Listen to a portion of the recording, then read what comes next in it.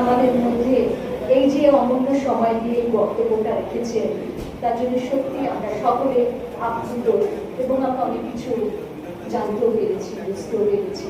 আমরা সকলেই সবসময় কিছু শিখতে চাই, শেখার কোনো শেষ নেই।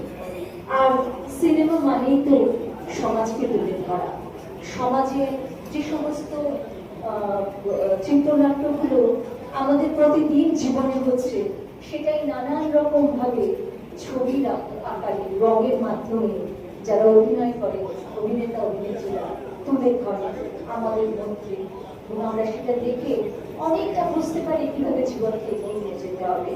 আমি এই ছবি সম্পর্কে যাতে খুব ভালোভাবে আমরা আরো ভালো ভালো ছবি পাই এবং ছবির কাহিনী আমি দেখলাম সকলের হাতেই তুলে দেওয়া আছে, যে একটি মানে একটা খাতার মতন করে এই কাহিনীটা একটু একটু করে সকলেই বুঝতে পেরেছেন।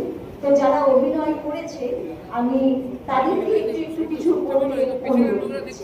যেমন আমাদের ভীষণ প্রিয় অভিনেতা, তিনি বেশিক্ষণ সময় দেবেন না আমি জানি, তো বনি সেনগুপ্ত শ্রদ্ধেয়, আসলে শ্রদ্ধেয় বলছি তার কাজের তরফ থেকে, বয়স যদিও বা ভীষণই না, তো আমি বনি সেনগুপ্তকে কিছু বলার জন্য অনুরোধ করছি।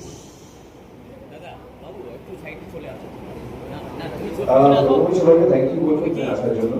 আজকে শুভ মহরম এবং সিনেমাটাতে একটা স্পেশাল ক্যারেক্টার তো আশা করবো যে সবার ভালো লাগবে এবং গল্পটা আমি যে শুনেছি ভালো গল্প, আপনারা সবাই জানতেই পারবেন ডিরেক্টর এবং যিনি লেখক আছে তার থেকে সবকিছু ডিটেলসে যে কি গল্প বা কি বৃত্তান্ত, কে কি ক্যারেক্টার প্লে করছে, বাকি কিছু এখন ডিসক্লোজ করবো না। আজকে শুভ মহরত আছে, সেটুকুই ডিসক্লোজ হচ্ছে কে আছে এবং কি গল্পটার নাম। তো বাকি আরেকদিন আমরা বসবো নিশ্চয়ই এবং সেদিন আমরা বলবো যে কি কি হচ্ছে গল্পটায়, বাকি কে কি আছে, কোন চরিত্রে আছে।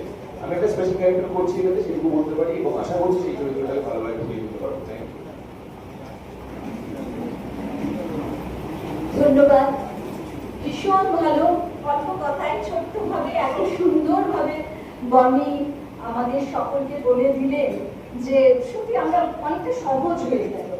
তবে যিনি এই ছবির লেখক পরিচালক তাকে তো সবচেয়ে আগেই আমাদের কিছু বলার জন্য অনুরোধ করা প্রয়োজন, কারণ তারই মন থেকে মাথা থেকে তিনি এই সমস্ত গল্পটা লিখেছেন এবং তার পরিচালনার দায়িত্ব নিয়েছেন। তাই আমি লেখক পরিচালক শ্রীযুক্ত রামিজ রিয়াজকে কিছু বলার জন্য ছোট্ট করে অনুরোধ করছি।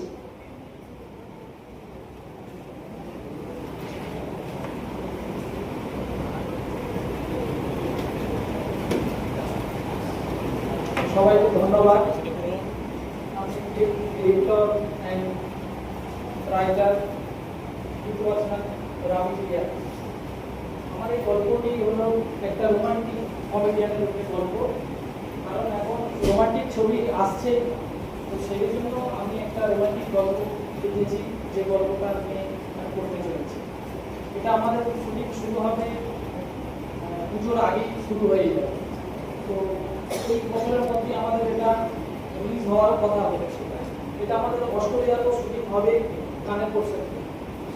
আর এই ছবিতে আরও কিছু কাস্টিং ছিল যারা আসতে পারে, মধুমিতা সরকার উনি আসতে পারেনি, প্রিয়া সেনগুপ্ত উনি আসতে পারেনি, ভরত পাল আসতে পারেনি, কাঞ্চন মল্লিক উনিও আসতে পারেনি, আরও কিছু আছে আর্টিস্ট যারা আসতে পারে।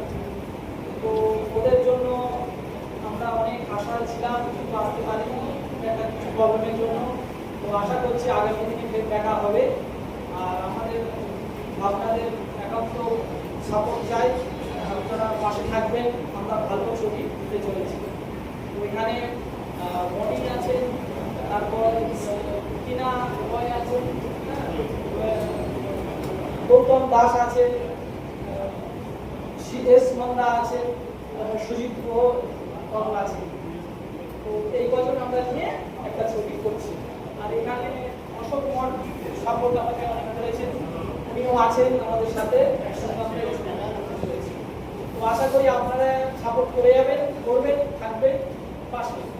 তো অনেক অনেক ধন্যবাদ। নেক্সট